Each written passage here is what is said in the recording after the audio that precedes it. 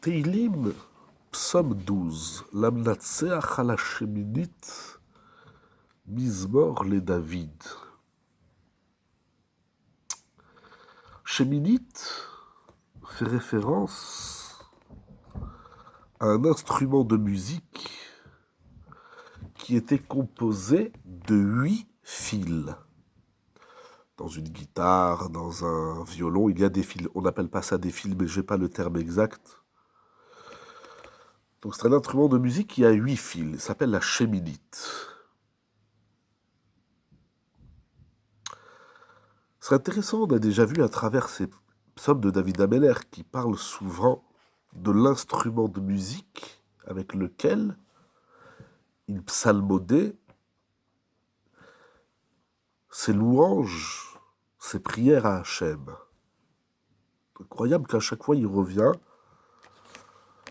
Je ne sais pas si je vais me rappeler où est-ce qu'on avait vu, mais on avait vu Binginot. Negina, c'est le chant, au chapitre 6. On avait vu que dans d'autres, les Nechilot,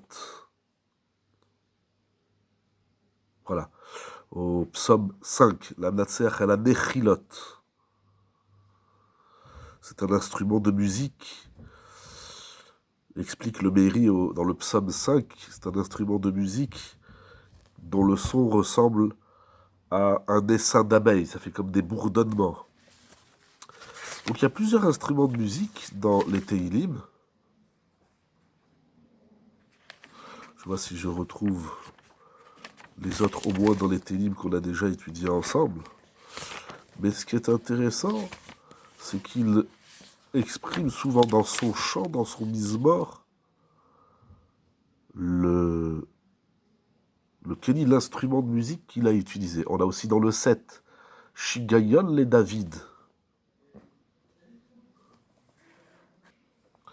Donc dans le psaume Shigayon les David, on avait vu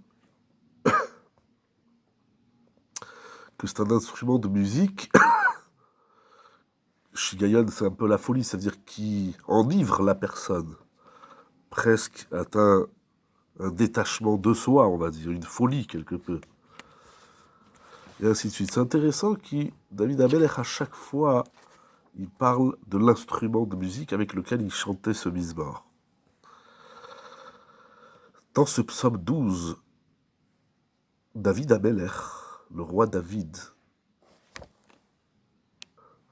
se plaint de ceux qui font mauvais usage de leur bouche et de leur langue. Les délateurs, les médisants, les hypocrites, Shav Yedaberu et Sefat Halakot, ceux qui ont la lèvre, la bouche qui glisse, Balev, Valev, Yedaberu. Il demanda à Hachem de retrancher toutes ces langues. Yachret Hachem kol sifte Halakot. Halakot, c'est aussi machloket, division. Ou encore la Shon Medaberet Gedolot, la langue qui tient de grands discours.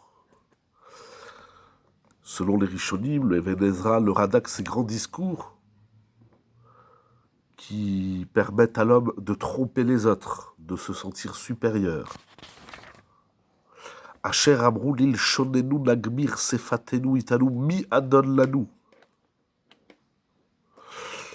Ils se disent même intouchables parce que la parole exprime l'intériorité de la pensée, de l'être. Mais quand tu parles à quelqu'un, l'autre, il ne sait pas ce que tu as dans ton cœur.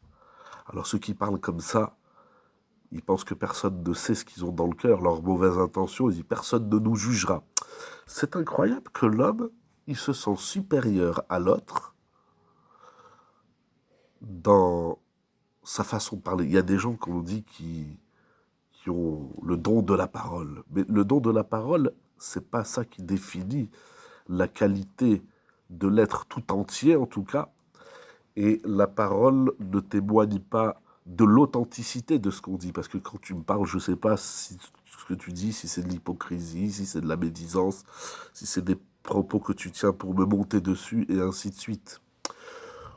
Il y a un pouvoir dans la parole qui est immense.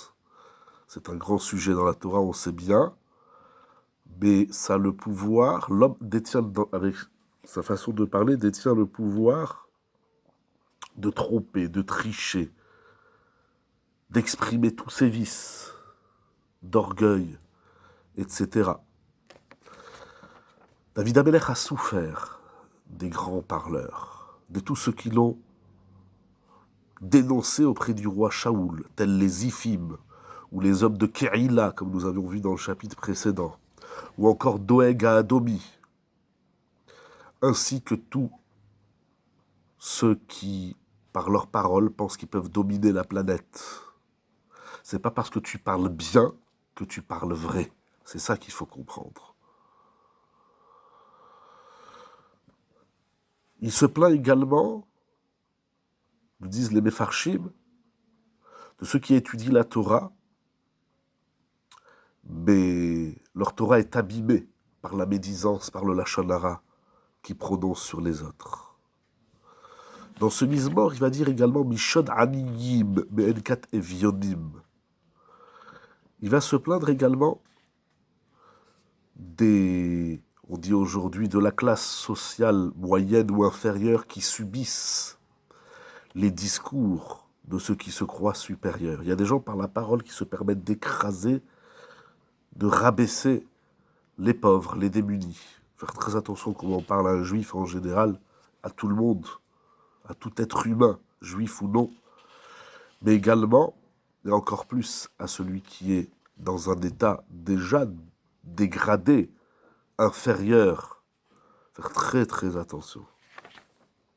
Ce qui est très intéressant, c'est que selon le Sefer Kadmon, la Ségoula du Teilim Yudbet est double. Premièrement, c'est pour être protégé de la faute. L'Einatzel Michet. Il dit également l'Einatzel Michet Sotraot, pour être protégé des mauvais conseils. On demande conseil à un banquier, à un agent immobilier, à des amis, des fois même parfois à ceux qui se déguisent en rabbinim ou en kabbalistes, et on subit les mauvais conseils. Il faut être protégé également de ne pas être un mauvais conseilleur. Le mauvais conseil pour le conseilleur et pour le conseiller. Et ce qui est très intéressant, c'est qu'il relie ça les Inatsel Michet, pour être protégé de la faute. Parce que toute faute soit-elle, toute erreur qu'on commet dans la vie est liée à notre façon de parler. Et Iratson, que, inspiré de ce chapitre 12, de ce psaume 12 des Teilim, nous puissions être fidèles au Hémet, à la vérité, et à la force de la parole, à ne pas utiliser nos mots, notre parole, notre verbe, à mauvais escient, et c'est ça qui nous protégera à nous-mêmes. Si plus l'homme y garde sa bouche, plus il est protégé de la faute, protégé de ne pas commettre d'erreurs dans sa vie, et il est protégé également de la mauvaise parole des autres.